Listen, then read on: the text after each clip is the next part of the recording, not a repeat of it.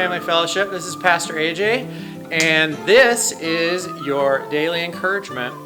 I wanted to share just a little bit of a passage from Hebrews that I love, that has been very encouraging to me.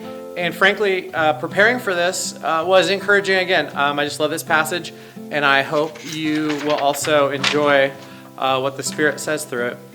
So Hebrews 6, if you want to follow along, we're going to be in verse 17.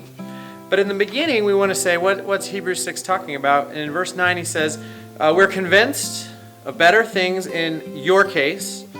He's talking about the Christians he's writing to. He's talking about the church. Hey, some of us go to church, North Coast. He's talking to us. The things that have to do with salvation. So our setting is salvation, of course. It's Hebrews. It's going to be about Jesus, isn't it? I love that about the book. So down in verse 17, I'll read a little bit. The author says, because God wanted to make the unchanging nature of his purpose very clear to the heirs of what was promised, he confirmed it with an oath. That's God promising something.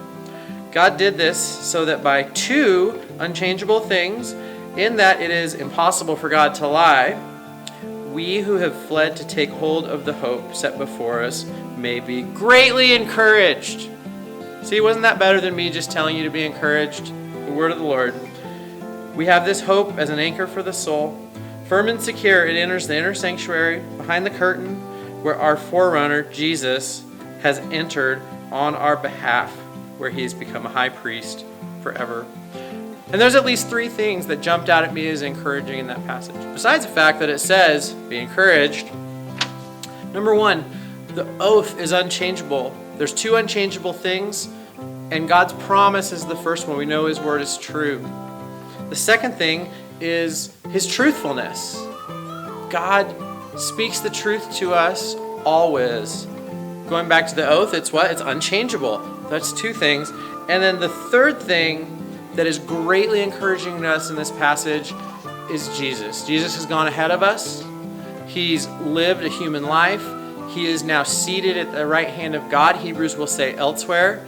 But here he's saying he's taken that hope, he's taken that promise into this holy place, and he keeps it safe forever. And because of this, we who have fled to take hold of the hope in Jesus, that is set before us, are to be greatly encouraged.